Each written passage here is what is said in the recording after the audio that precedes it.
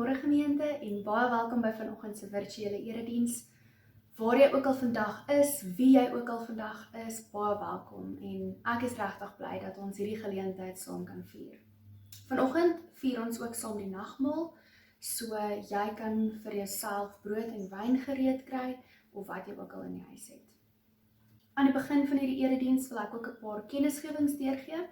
Die eerste een is dat ons 'n kosdeurry dag weer het, die 26ste Februarie, Vrydag die 26ste Februarie. Meer inligting sal deurgegee word, maar dit gaan 'n vetkoek verkoopdag wees, so jy kan jou aandete kom optel en ook weer kos vir ons kosprojek kom afgee. So die vetkoek verkope gaan deur ons webtuiste werk en jy kan daar jou bestelling gaan plaas, maar ons sal die skakel stuur sodra die opsie gereed is. En dan kan jy daardie dag ook weer kos saambring en die lys vir daardie kosprodukte sal ook op die webtuiste wees. Hierdie geleenthede is elke keer 'n groot sukses en ons sien regtig uit vir hierdie een. Jy kan ook in hierdie week uitkyk vir ons nuusbrief met meer inligting oor lydenstyd en alles wat gepaard gaan met lydenstyd, as ook meer inligting oor die erediens wat dan Woensdag aand plaasvind vir as Woensdag. Februarie maand is ook geloofsoffermaand en meer inligting daaroor sal jy ook in die nuusbrief kan kry. Elke week gaan ons net 'n bietjie meer inligting gee oor 'n sekere aktiwiteit waarby ons as gemeente betrokke is. En hierdie week kan ek 'n bietjie gesels oor Jacaranda Kinderhuis. Ons is as gemeente verantwoordelik vir die meisies van huis 12 in Jacaranda Kinderhuis. En ons gee maandeliks sekere produkte, byvoorbeeld badgoeders en alles daar rondom wat hulle benodig. En dan het ons ook einde verlede jaar afgesluit met 'n heerlike pamperdag, waar 'n klomp van ons gemeentelede saamgegaan het en jeugleiers en ons het 'n lekker handskrab gegee en ons het almal se naels gedoen. En dit was net 'n heerlike, lekker kuierdag gewees en almal het dit vreeslik baie geniet. Dit is regtig 'n voorreg om betrokke te kan wees by Jacaranda Kinderhuis en ons sien uit vir nog vreeslik baie sulke geleenthede saam. Baie dankie ook vir elke bydrae wat beteken dat hulle elke maand hulle benodighede kan ontvang. Indien jy ook 'n bydrae wil maak, gaan kyk asseblief na die nuusbrief of die webtuiste vir meer inligting hieroor. Kom ons word nou rustig, ons maak ons oë toe en ons haal net diep asem.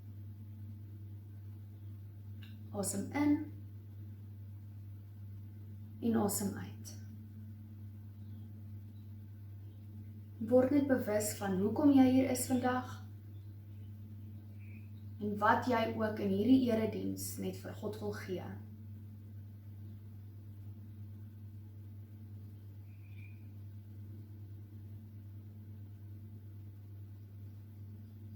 Terwyl jy so rustig is, lees ek net vir ons die volgende woorde. Word verlig deur die een wat die hele wêreld oproep. Sien die lig, want God verskyn glansryk. Verskyn aan ons Heer, verlig ons met insig. Kom ontmoet opnuut God, die Here. Hy alleen is God. Kom ons vat net so 'n paar sekondes en dan deel ons net met God dit wat van nou, vanoggend op ons harte druk.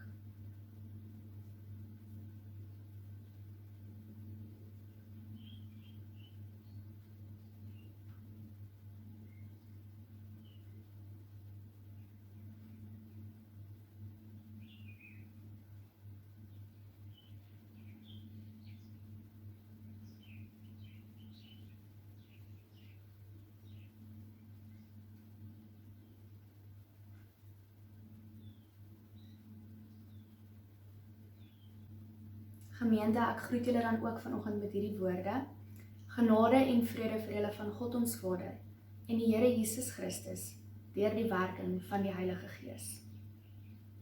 Ons gaan nou ook ons geloof saam bely. Hierdie geloofsbelijdenis is 'n ongelooflike mooi geloofsbelijdenis en dit is 'n geloofsbelijdenis wat uit Spanje uitkom.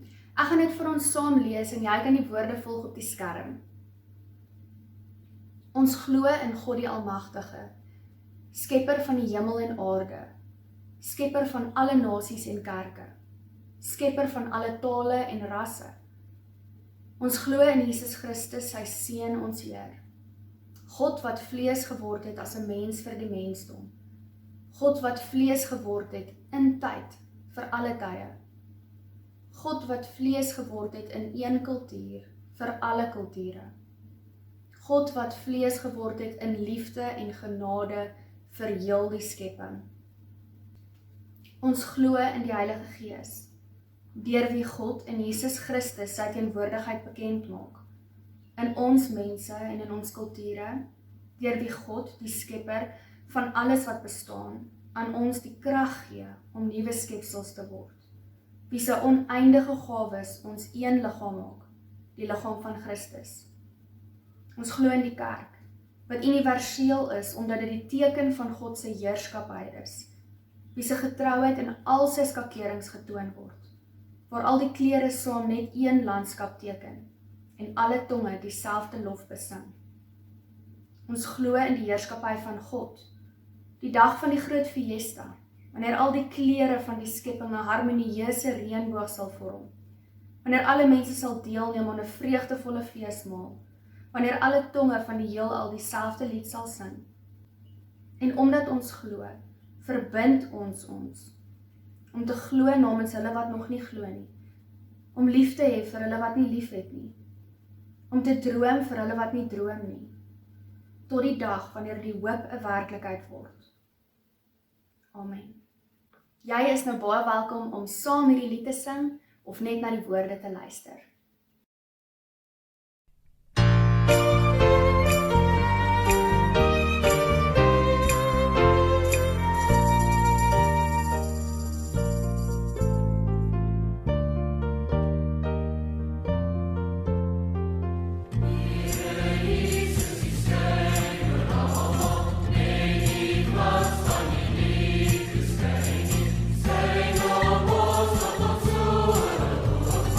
Oh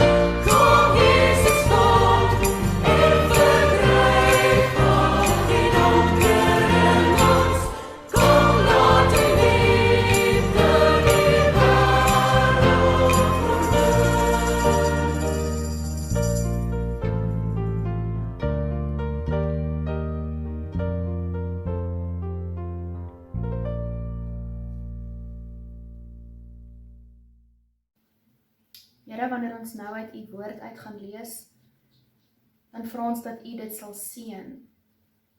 Dankie vir die voorreg om die Bybel in ons eie taal te kan hê, om in woorde wat ons verstaan iets van U te kan leer ken. Here, dankie ook vir hierdie tekste wat duisende jare gelede geskryf is, maar nog steeds vir ons iets oopbreek van wie U is. En Here, mag dit ook wees wat vanoggend gebeur. Mag dit oopgebreek word vir ons en ons elkeen hoor wat dit is wat ons moet hoor. Dankie dat U Gees in ons elkeen werk op unieke maniere, eie aan ons. En dankie dat U ons elkeen ken deur en ons aanvaar soos wat ons is. Here, ons is lief vir U. En dankie vir alles wat U vir ons doen. En vir alles vir wie U is vir ons. Amen. Gemeente, ons lees vanoggend Markus 9 vers 2 tot 9 saam. Jy is welkom om jou Bybel oop te maak of net saam op die skerm te volg. Ek lees vir ons uit die nuwe vertaling, die 2020 vertaling. 6 dae later neem Jesus vir Petrus, Jakobus en Johannes saam en lei hulle teen 'n hoë berg uit waar hulle heeltemal alleen was.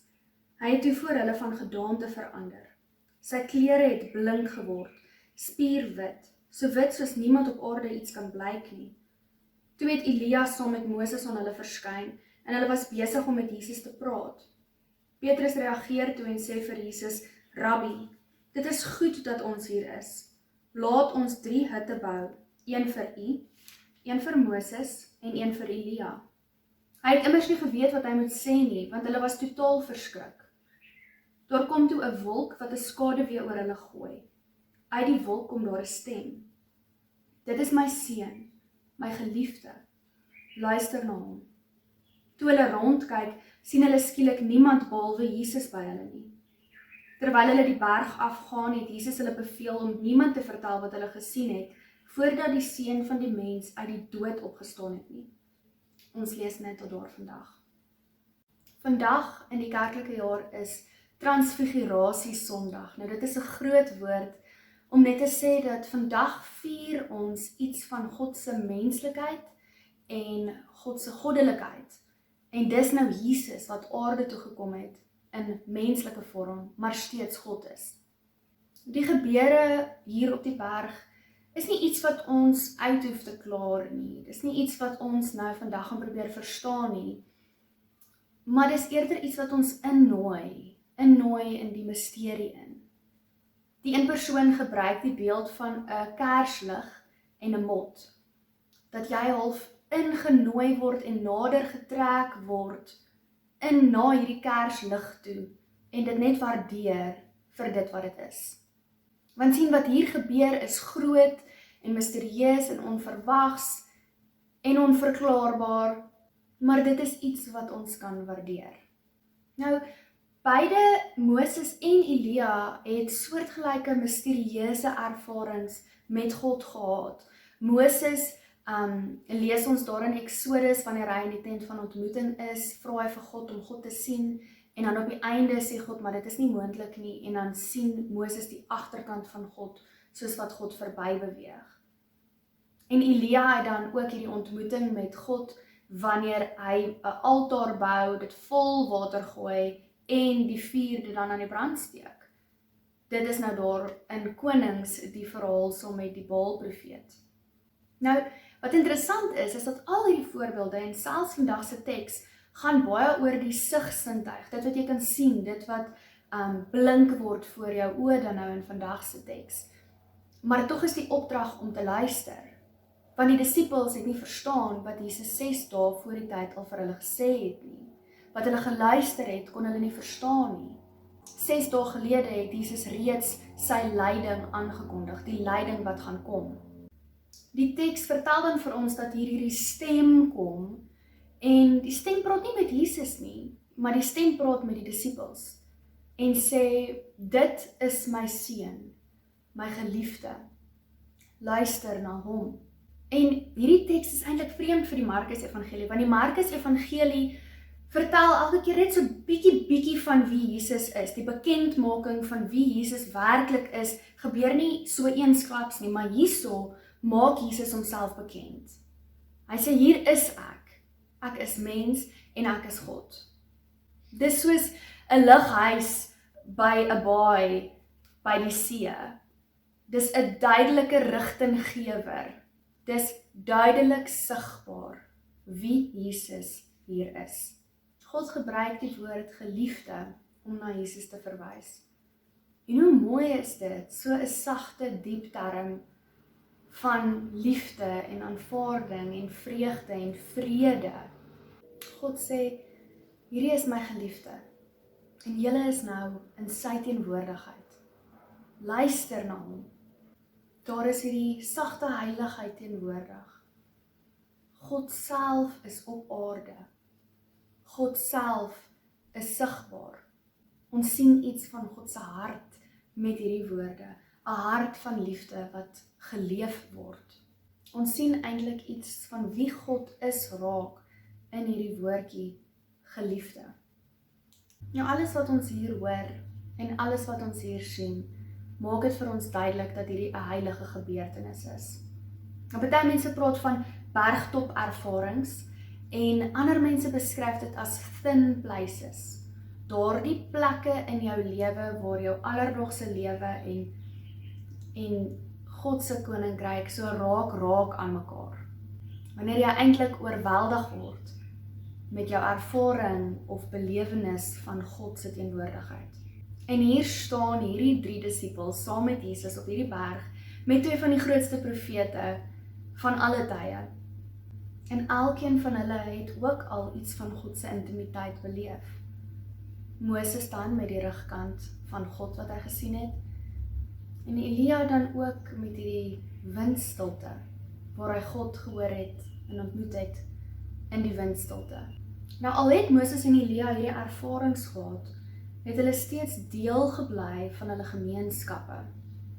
Hierdie ervarings het hulle nie laat terugtrek of inkeer nie, maar hulle eerder aangemoedig om aan te hou werk met mense en om mense nader aan God te bring, om iets van God aan mense te openbaar, omdat hulle weet, hulle reis saam met God, op die bergtop en ook in die gemeenskap.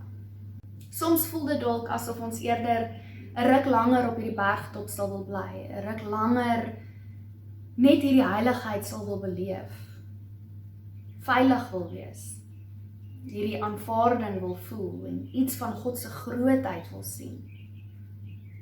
Maar op 'n stadium moet ons van daai berg af.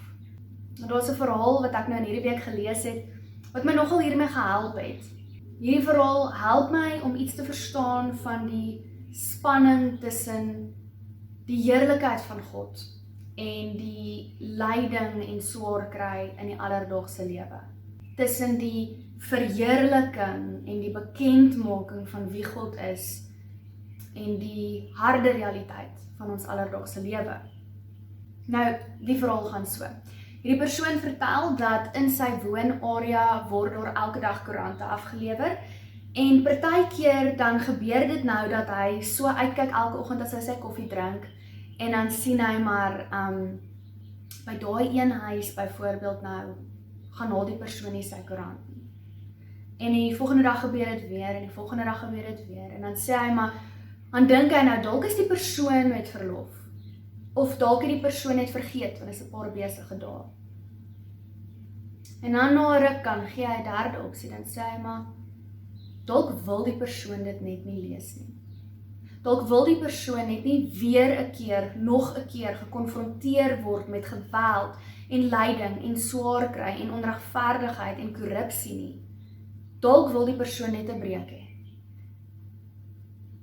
Dalk is dit hoekom hy nie sy koerante optel nie. In die koerante lees ons van swaar kry naby en ons lees van swaar kry ver. Ons ken hierdie. Ons ken ook die realiteite. Ons is ook gekonfronteer met die werklikheid. Wat doen ons daarmee? Ek dink dis die vraag waarmee ons dalk 'n bietjie moet worstel. Ons beleef ook hierdie konstante konfrontasie met die werklikheid en die realiteit. En die konteks van die disippels was nie veel anders nie. Hulle het ook swaar kry gehad, hulle het lyding gehad, hulle het politieke magmisbruik gehad. En een van hulle vriende, Johannes die Doper, was net 'n paar hoofstukke terug doodgemaak, omdat hy die sisteem uitgedaag het. Maar die disippels kom van die berg af, en hulle konfronteer die realiteit. Hierdie teks wys vir ons iets van hierdie spanning tussen die transfigurasie van Jesus, die bekendmaking van wie God is, van wie Jesus is, en die geleefde realiteit van mense. En hierdie mense kom na Jesus toe. Hongermense, siek mense, mense wat moeg is, mense wat moedeloos is, mense wat dalk nie hulpbronne het nie. Dis die mense in die geleefde realiteit wat na Jesus toe kom, want hulle weet wie Jesus is. Nou vat Jesus hierdie 3 disippels op, na die berg toe. En wanneer hulle afkom, dan is die res van die disippels daar, besig om te leef, besig om sin te maak in hulle wêreld, besig om disippels te wees. En hierdie spanning gaan altyd in die lewe daar wees. Die spanning tussen mense wat swaar kry en ander mense wat in daai tyd hulle kragte herwin. Die een persoon gebruik die voorbeeld en sê dat party dokters is 'n naweek af en die ander is op roep, sodat hierdie groep kan rus en tyd saam met hulle families kan deurbring. Hulle vergeet nie hoe om dokters te wees vir daai rukkie nie. Hulle moet net 'n bietjie asem skep om weer terug te gaan. En dalk is dit die balans, om te sê, bergtop ervarings is goed. Dis goed om alleen tyd te hê saam met God. Dis goed om daai dun oomblikke te beleef. Maar dis belangrik om weer van daai berg af te gaan. Om te weet dat God op die berg is, maar ook in die gemeenskap is. Jesus en die 3 disippels is bo op die berg en die ander is besig om onderaan te gaan. God is by beide groepe. Ons soek so dikwels hierdie bergtop ervarings. En is goed om tyd te maak daarvoor. Solank ons luister en weet dat God ons terugroep na die alledaagse toe, weer en weer, na die plekke van gebrokenheid en weerloosheid en swakheid. Want dis ook in hierdie oomblikke wat ons dun oomblikke kan beleef. Wat ons iets van God kan sien. God los nie die disippels of ons sonder lyding of hoop nie. Al was net 3 op die berg, het daardie ervaring 'n impak gehad op die hele groep. Een persoon beskryf hierdie so mooi, ek wil dit vir ons lees. Sy sê, to see the past meet the present in such a way that the future somehow holds more promise. Hier sien ons iets in die verlede, wat die hede ontmoet en ewe skielik lyk die toekoms net meer hoopvol. Ons sien die toekoms op 'n nuwe manier. Dis wat hier gebeur. En dalk is dit wat elke jaar hier gebeur. Jesus kom wys vir ons weerloosheid en waarheid.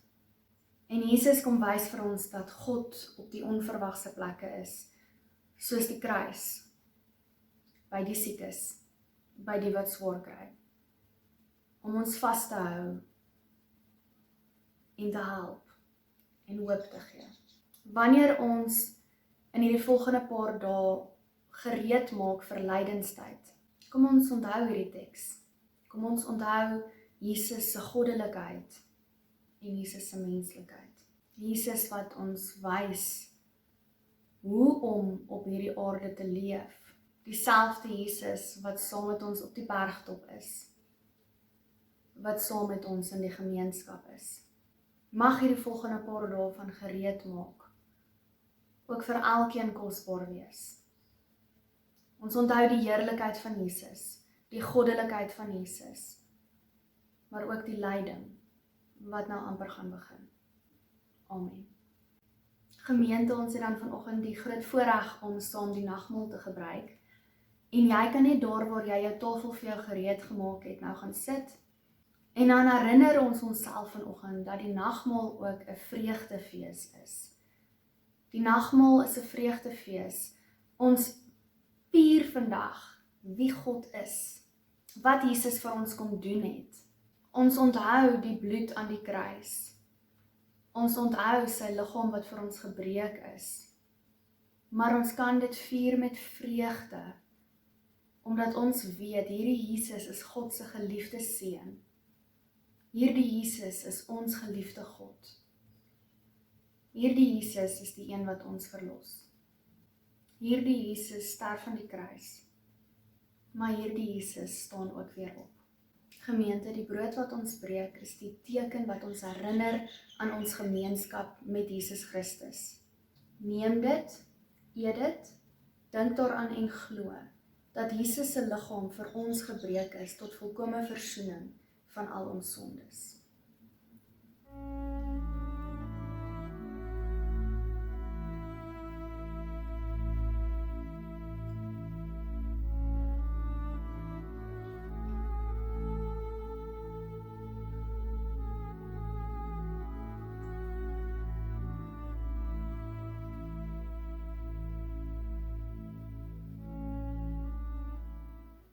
Gemeente, die beker van danksegging herinner ons aan ons gemeenskap met die bloed van Here Jesus Christus. Neem dit, drink dit, dink daaraan en glo, dat God se bloed ook vir jou gevloei het, tot volkome versoening van ons sondes.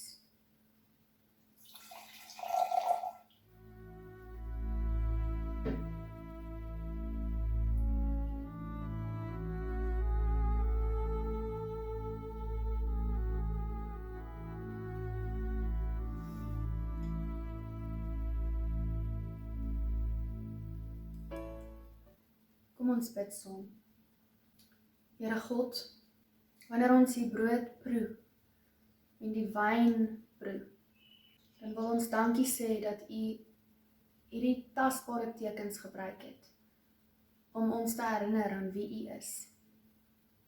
Dat ons fisiese goed kan gebruik om onsself net weer te herinner aan U goddelikheid en U menslikheid.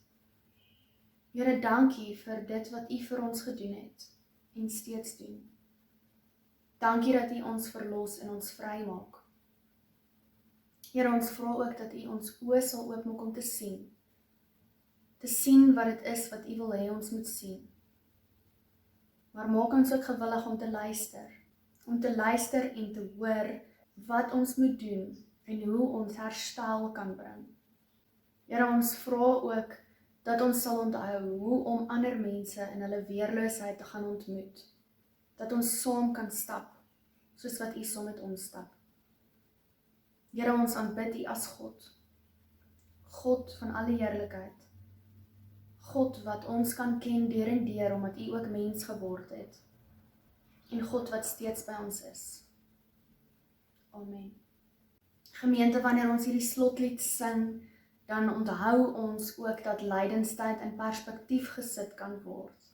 Dat ons nooit sonder hoop gelaat word nie, maar dat hierdie lyding gaan kom en die opstanding daarna gevier kan word.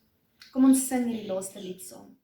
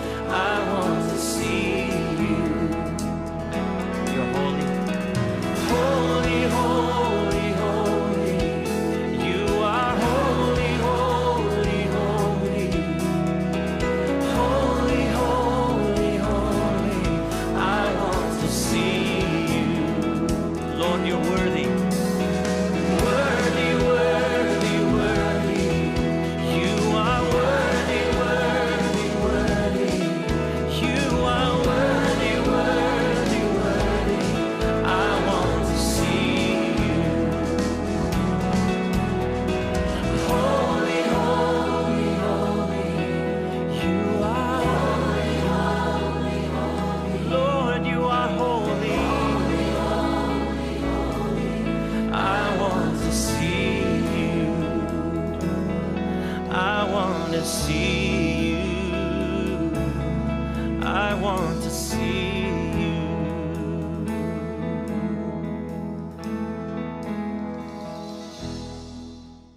Gemeente, genade en vrede vir julle van God ons Vader en die Here Jesus Christus deur die werking van die Heilige Gees.